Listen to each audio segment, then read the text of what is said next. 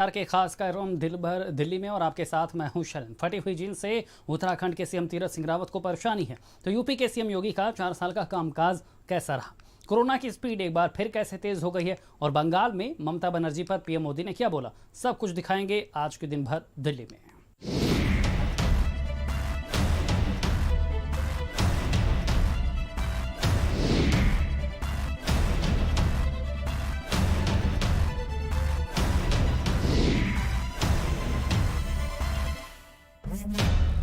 उत्तराखंड के नए सीएम तीरथ सिंह रावत को आखिर महिलाओं की रिब्ड जींस से क्या दिक्कत है, ये हम आपको बताएंगे इस रिपोर्ट में।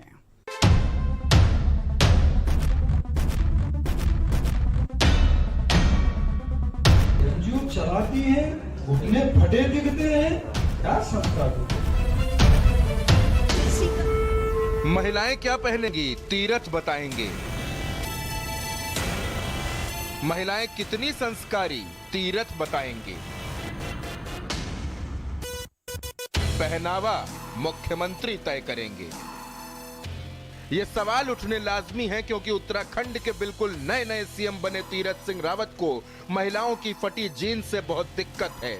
फटी जीन्स मतलब रिप्ड जीन्स, घुटनों के पास फटी हुई या एड़ी के पास फटी हुई। दिक्कत तो उनको महिलाओं के कड़े और कंगन से भी बहुत है, लेकिन उन्हें लगता है कि फटी हुई जीन्स पहनने वाली महिलाएं संस्कारी नहीं होती और वो अपने बच्चों को संस्कार नहीं दे सकती।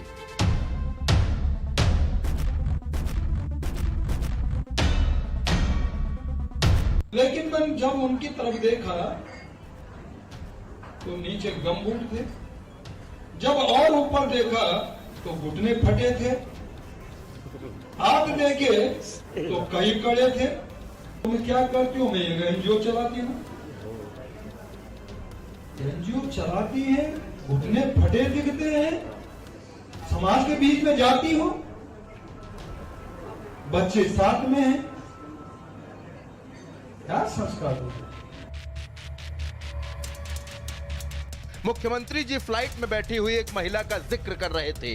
मुख्यमंत्री जी एक महिला के पति हैं और एक बेटी के पिता भी हैं, लेकिन उनका बयान उनकी सोच को दर्शाता है। पर चंडीगढ़ की से आई, श्रीनगर आई, और उसके आप क्या बोलते हो, कट क्या बोलते, पहली बार नया नया तो ऐसे दिख रहे थे लड़के उसको, बस आ गई बंबई से है कोई, क्यों। और उसका कुछ दिन ऐसा मजाक बना, ऐसा मजाक, क्योंकि सारे पीछे भागना शुरू कर दिए। यूनिवर्सिटी में पढ़ने आए हो, क्यों, और बदन दिखा रहे हो। तीरथ सिंह रावत के इस बयान पर हंगामा भी खूब हुआ। टीएमसी की सांसद महुआ मोइत्रा ने ट्वीट करके लिखा कि सीएम साहब आपको आगे पीछे ऊपर नीचे देखा तो एक बेशर्म आदमी नजर आता है। तो सिंगर सोना मोहपात्रा ने लिखा कि रिप्ड जींस पहनने के लिए हमें किसी की परमिशन की जरूरत नहीं।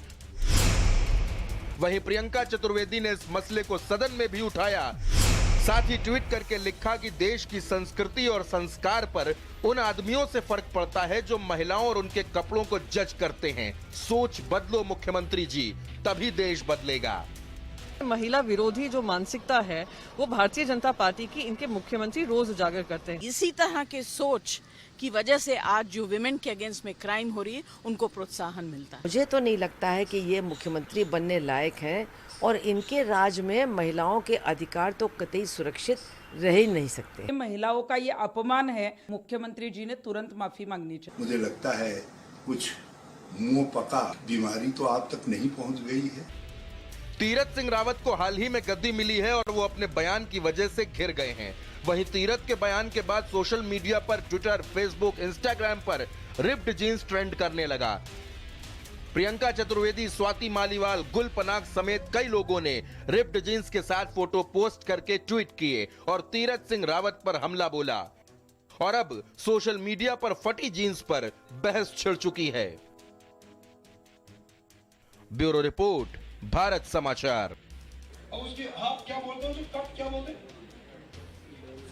पहली बार नया नया तो ऐसे दिख रहे थे लड़के उसको, बस आ गई बंबई से है कोई, क्यों, और उसका कुछ दिन ऐसा मजाक बना, ऐसा मजाक, क्योंकि सारे पीछे भागना शुरू कर दिए। योगी सरकार 19 मार्च को अपने 4 साल का कार्यकाल पूरा कर रही है। इसे देखते हुए प्रदेश में कई कार्यक्रम होंगे। साथ ही सीएम खुद प्रेस कॉन्फ्रेंस करेंगे, सरकार के कामकाज का ब्यौरा पेश करेंगे। रिपोर्ट देखिए।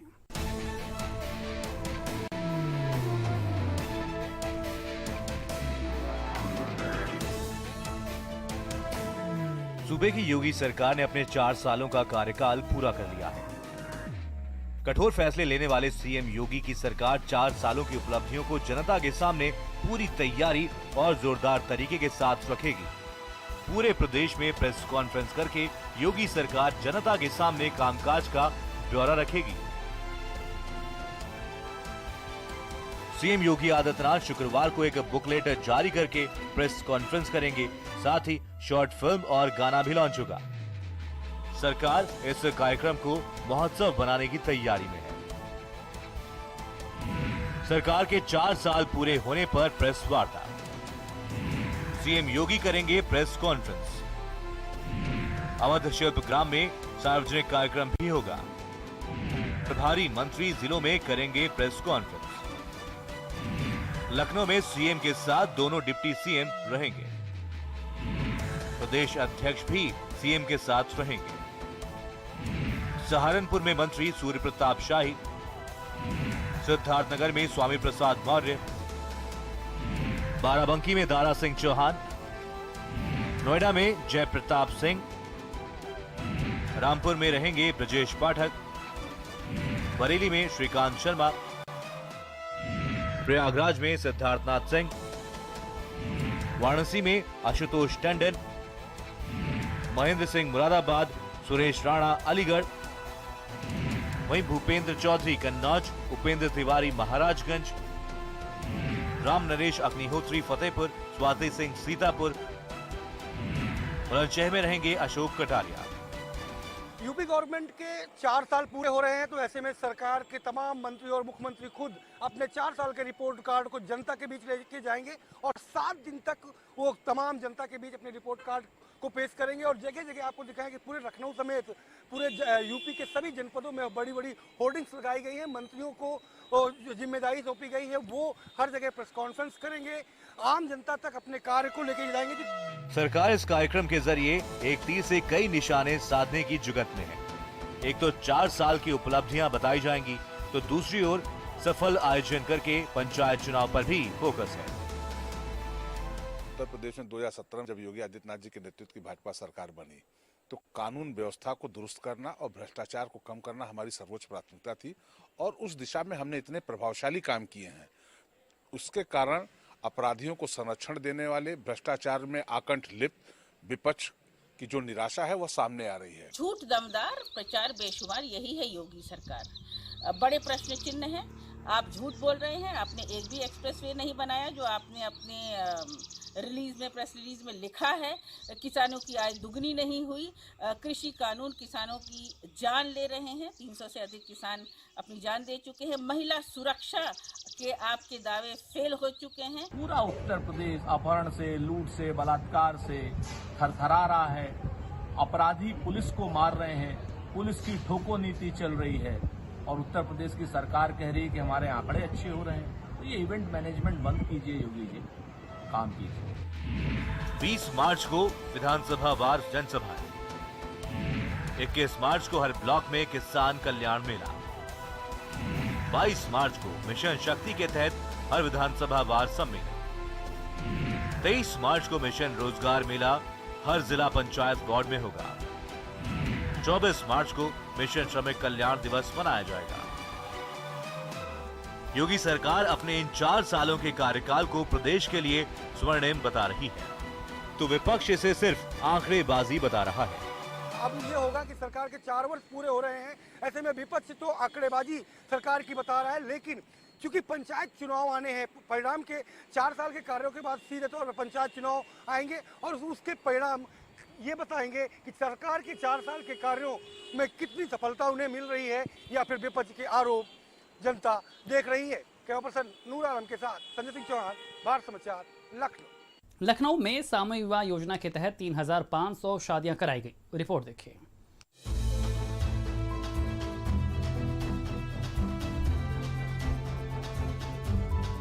लखनऊ में सामूहिक विवाह योजना कार्यक्रम के तहत 3500 श्रमिक बेटियों की शादी हुई। इस कार्यक्रम में पहुंचकर सीएम योगी ने सभी को आशीर्वाद दिया और मंगलमय जीवन की कामना की। सीएम ने कहा कि हमारी सरकार ने लोक कल्याण के कार्यक्रम किए हैं। सीएम विवाह योजना की तारीफ की। सीएम ने विवाह योजना की तारीफ की। बहुत ज्यादा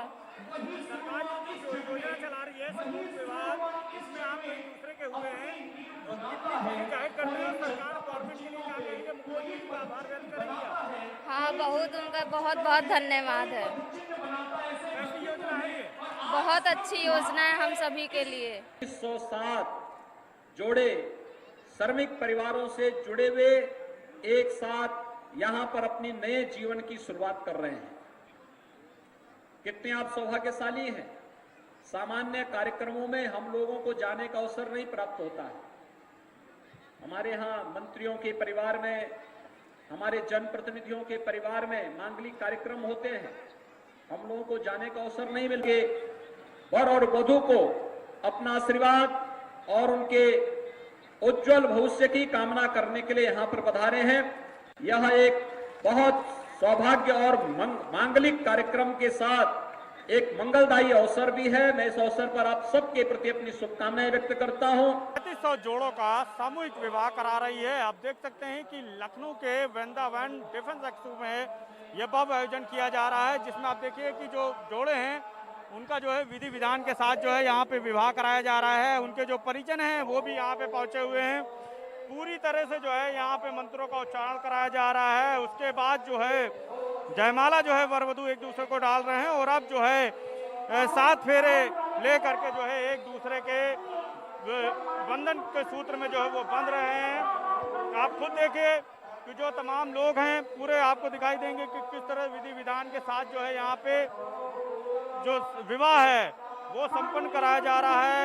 सीएम ने कहा कि कन्यादान सबसे पवित्र दान होता है। हमारी सरकार ने करीब 1.25 लाख गरीब बेटियों की शादी कराई है। ब्यूरो रिपोर्ट, भारत समाचार। पीएम मोदी ने बंगाल में चुनावी रैली से ममता बनर्जी पर कैसे हमला बोला, इस रिपोर्ट में देखिए। पश्चिम बंगाल तभी प्रगति कर सकता है जब विकास प्रक्रिया में सभी साझेदार एक साथ आ सके।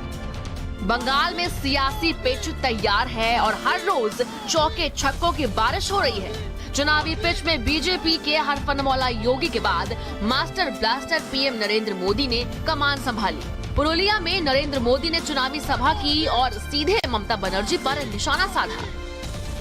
पुरुलिया में पीएम मोदी ने कहा कि पुरुलिया में पानी की परेशानी से लोग परेशान हैं। किसानों को खेती के लिए पानी नहीं मिल रहा है। आज बंगाल की जनता दीदी से जवाब मांग रही है।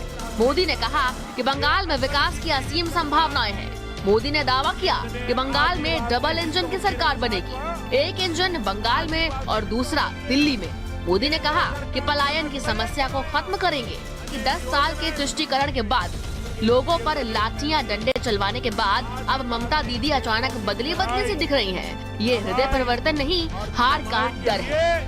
बहुत बड़ा प्रावधान किया गया। देश की करोड़ों बेटियों की तरह दीदी भी भारत की एक बेटी है जिनका सम्मान हमारे संस्कारों में रचा बसा है। और इसलिए जब दीदी को चोट लगी तो हमें भी चिंता हुई। मेरी भगवान से प्रार्थना है कि उनके पैरों की चोट जल्द से जल्द ठीक हो।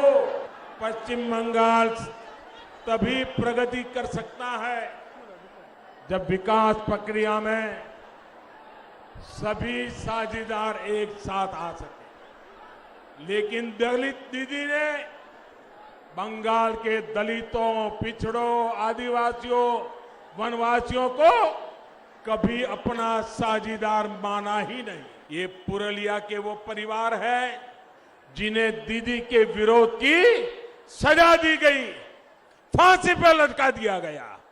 इनके परिवार के नौजवानों को फांसी पर लटका दिया गया, गोलियां मार करके निर्ममता से हत्या कर दी गई। खुलेआम ये धमकी दी गई कि बीजेपी का साथ दोगे तो यही होगा। ये किस तरह का राज चला रही हैं आप दीदी। मैं देख रहा हूं बंगाल की ये धरती सोनार बांग्ला का अब और इंतजार नहीं कर सकती, इसलिए अब ये तय हो गया है 2 मई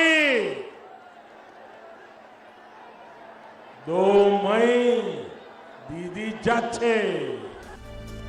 मां मानुस और माटी की बात करने वाली दीदी के मन में अगर दलित पिछड़ों और आदिवासियों के प्रति ममता होती तो वो यहाँ विकास करती, लेकिन उन्होंने तो यहाँ माओवादी माफिया की फौज तैयार कर दी। सब जानते हैं कि यहाँ बालू माफिया और कोयला माफियाओं को किसकी शह मिली हुई है। दीदी ने माओवादियों को बढ़ावा दिया है। पीएम मोदी ने कहा कि बंगाल में बीजेपी सरकार तय है। ब्यूरो रिपोर्ट, भारत समाचार। बस्ती में एक लड़की इंसाफ मांग रही है। उसका कहना है कि एसआई दीपक सिंह की वजह से उसके परिवार पर झूठे मुकदमे दर्ज हुए हैं। रिपोर्ट देखिए।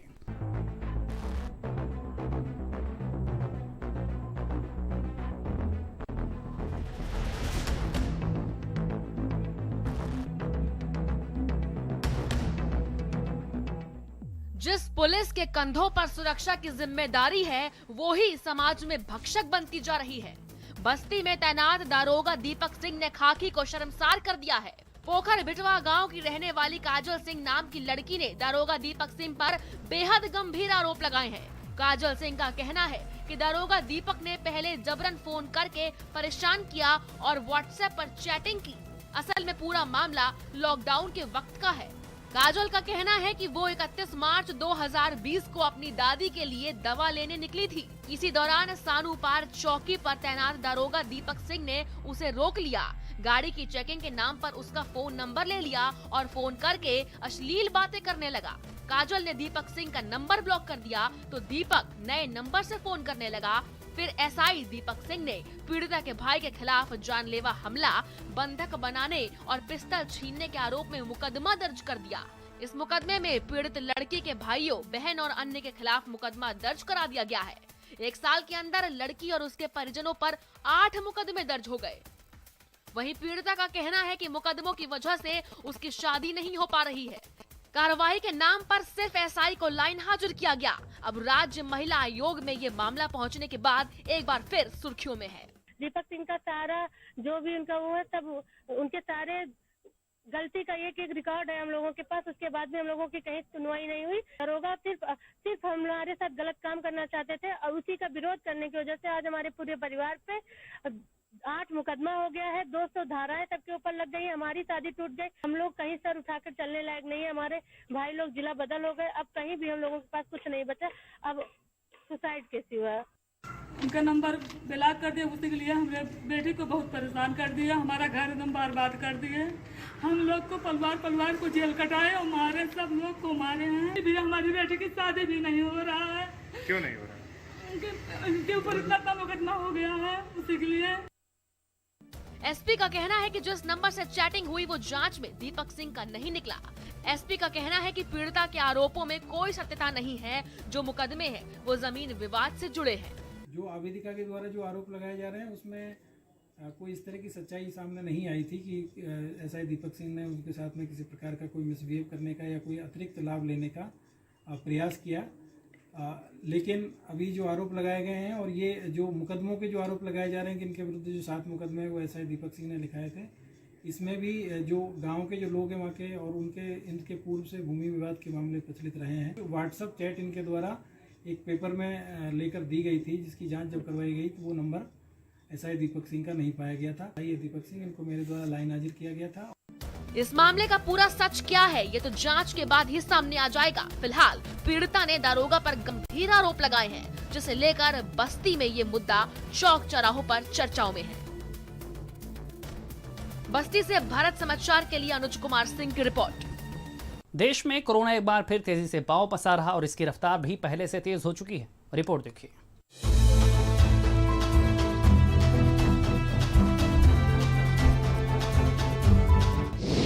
Killer corona is back. Corona खत्म नहीं हुआ।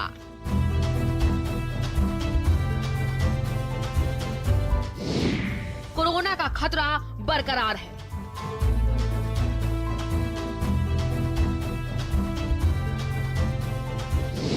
लापरवाही करेंगे तो दिक्कत होगी।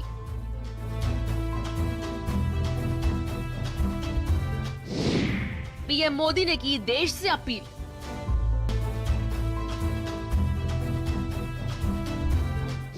मास्क जरूर लगाएं लोग।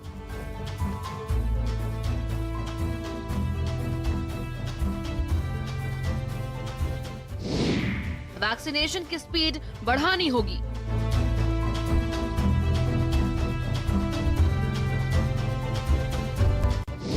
होली के त्योहार पर है कोरोना का साया।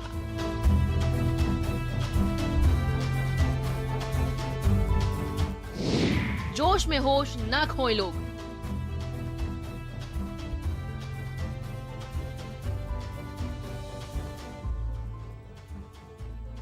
कोरोना को लेकर न रहें बेफिक्र।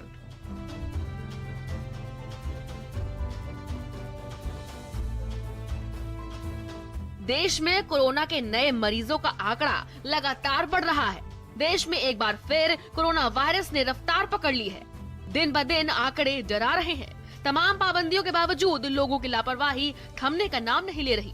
इसकी बानगी आज के आंकड़ों से साफ देखी जा सकती है। इस साल गुरुवार सुबह पहली बार कोरोना संक्रमण के रिकॉर्ड 35,000 से ज्यादा मामले दर्ज किए गए हैं, जो इस साल में एक दिन में मिले नए कोरोना संक्रमित मरीजों की सर्वाधिक संख्या है। वहीं पिछले 24 घंटे में 172 लोगों की इस जानलेवा वायरस से मौत हो गई। नए संक्रमितों का आंकड़ा 5 दिसंबर के बाद यानी 101 दिन में सबसे ज्यादा है। 5 दिसंबर को 36,010 केस सामने आए थे। इसके बाद इनमें गिरावट आती गई। कोरोना के बढ़ते मामलों की वजह से गुजरात के अहमदाबाद में पार्कों को गुरुवार से अगले आदेश तक लोगों के लिए बंद कर दिया गया है। इसके अलावा अहमदाबाद ट्रांसपोर्ट सर्विस और अहमदाबाद बस रैपिड ट्रांजिट सिस्टम ने भी बसों की सर्विस पर रोक लगा दी है। देश के 6 राज्यों दिल्ली, मध्य प्रदेश, गुजरात, केरल, महाराष्ट्र और राजस्थान पर विशेष निगाह है और मॉनिटरिंग लगातार की जा रही है। महाराष्ट्र में हालात बिगड़ते ही जा रहे हैं।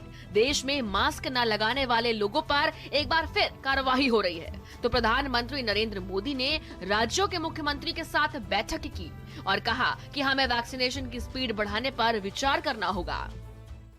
भारत के लोगों ने कोरोना का जिस तरह मुकाबला किया है, उसका दुनिया में उदाहरण के रूप में चर्चा हो रही है। लोग उसको उदाहरण के रूप में प्रस्तुत करते हैं। आज भारत में 96% से ज्यादा केसेस रिकवर हो चुके हैं। फैटेलिटी रेट में भी